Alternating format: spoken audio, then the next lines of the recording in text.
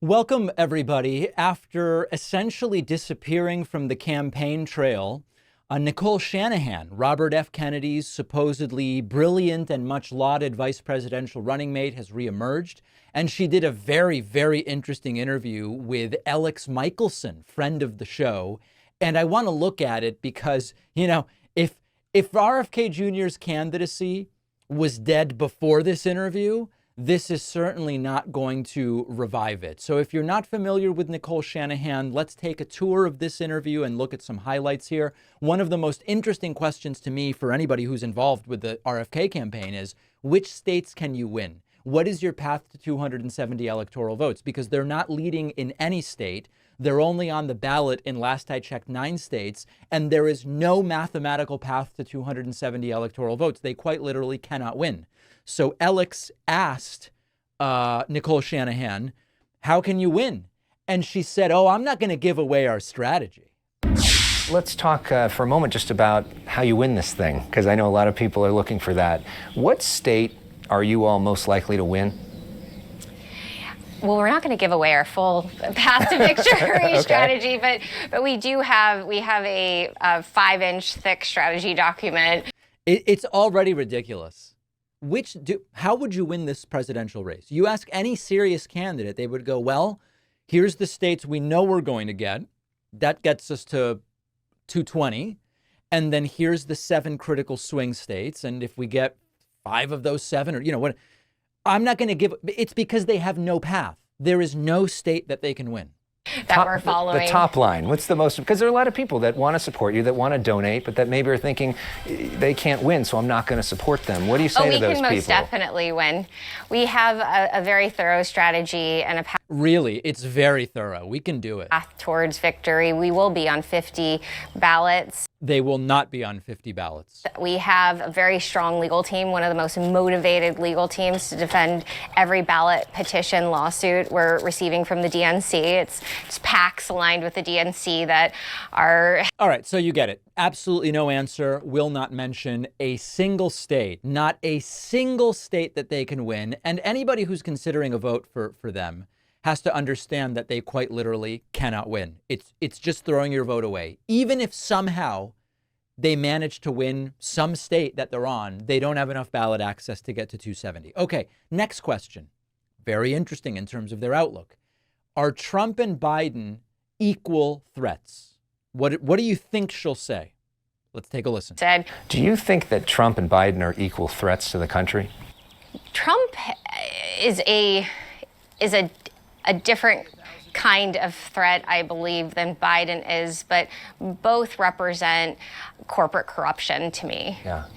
And if you look at Trump's first term in office, he never drained the swamp. He just filled it with his corporate loyalists. True. I mean, you're a progressive Democrat for much of your life, right? And you've had this political evolution. But if you wake up on November 5th and Donald Trump is president again, and there are people that think that your campaign is the reason why, could you live with yourself for that? I honestly think they're almost identical. And so that's crazy. I mean, listen, we've done this before. I can't do it again. One supports the basic democratic pillars of the country, and one doesn't. One respects a woman's autonomy over her own body, and one doesn't, and cheers and basically celebrates Roe v. Wade being repealed. I gave you the list of the 15 critical differences. So that's a wacky statement that only someone in her position who's trying to say don't vote for either of these guys, vote for us instead, even though we can't possibly win, would say. The topic of vaccines did come up. And this part is very, very sketchy. We've been framed as being, hard on vaccines. And I think what we are is pro-safety. We're pro-safety, testing, science. So you bring up the vaccine issue. Obviously, that's talked about a lot. We know you're not a big fan of the COVID-19 vaccine. Certainly don't think that should be mandated for people. As you say, if people want to have it, they should have the choice to have it. But there are also plenty of vaccines that are mandated right now. Are there any vaccines that you think should be mandated for children? I believe in medical freedom. I believe that with full, true, informed consent, a parent will make the best decision for their child. So for example, polio vaccine or MMR or some of these things that right now kids are mandated to get in order to go to school, you think that shouldn't be in place? I don't think mandates should exist for any healthcare decisions related. Now understand that they love to play coy with this because there's a difference between a government mandate that someone be vaccinated versus if you want to be in a particular setting, the ground rules are you need these vaccines. If you want to join the military, you need all these vaccines. If you want to send your kid to public school, here are the vaccines you need. You don't have to join the military. You don't have to send your kid to public school. Those are your choices. And then they get to a critical question, which is there any safe vaccine? And you've got to hear her answer. Any vaccines you think are safe and effective? If you separate the vaccine schedule apart and you consider whether or not there is a polio outbreak or likely polio outbreak, that is one that I would consider as being one that I would say, let's take it to prevent further transmission. I'm completely updated on all of my vaccines. I have 3 Moderna shots. My daughter has received all of her childhood vaccines. And I will say that both her and I have had adverse reactions.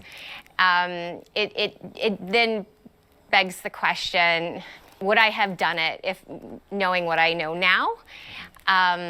And my answer is resoundingly, I would have spread them out more. I would have done further research. I would have studied Merck's MMR vaccine much more closely as to why it was combined with mumps. And then I would understand the commercial incentives. So listen, all of this stuff, it's like research is good and it's good to know everything that you're getting and all these things. But to say, I kind of think the polio vaccine is the one that is probably definitely safe. You know, DTaP, MMR, chickenpox, Hep B, polio, HIB, not HIV, PCV13, rotavirus, HPV. She asks this question. I'd want to know more. Why was the MMR combined to include mumps? We know the answer to that. Similar timing for when the vaccine would be given. The cost effectiveness is increased coverage, so people don't have to go back 3 times. You give them all 3 in one shot. Now you're covering people on 3 different diseases rather than them having to come back and maybe they don't.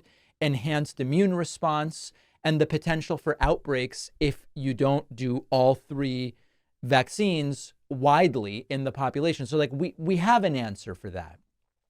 She was asked at another point, what has prepared you to be the vice president or potentially president if you were vice president and something were to happen to the president?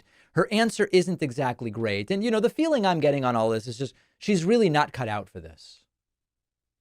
Oh, no, we have a clip glitch. Let's spend a moment talking about foreign policy, because as vice president, if the worst case scenario would happen, you'd become the commander in chief. And I'm curious, what in your background prepares you to be commander in chief? I think that I have a very sophisticated view on foreign affairs due to my previous work, both in intellectual property law. I understand how global commerce works. I understand how we build batteries around the world. I understand the importance of semiconductors. I understand that big foreign policy decisions are made specifically around semiconductors. And I also am multicultural. My background is one in which I've spent most of my spiritual life studying world religions. And I think it's really important right now for us to understand and respect each other's religious alignment. So listen, you be the judge as to whether that qualifies her to be VP or president, but I get an image overall of someone who is in way over their head. And at the end of the day, they don't have the ballot access to win, so it all is seeming like an exercise in futility. Have you seen these people search sites? It's a big data privacy problem in the United States because they publish detailed personal profiles on millions of Americans online for anyone to see, and it is crazy. They can show your address, your internet activity, license plate number, even your political or religious beliefs. Government agencies like the FBI and NSA even buy this data to potentially use against you. Our sponsor, Incogni, is the affordable service that will send automatic data removal requests to these data brokers who are required by law to comply. Incogni even follows up with the data brokers to make sure your data is permanently gone, and Incogni keeps you updated every step of the way. I use it myself. It is remarkable what they can get done for you. I barely get any spam and robocalls anymore, and these data broker lists are where they're usually getting that information. That alone makes Incogni worth it. And my audience gets 60% off. Go to incogni.com/Pacman and use the code Pacman. The link is down below.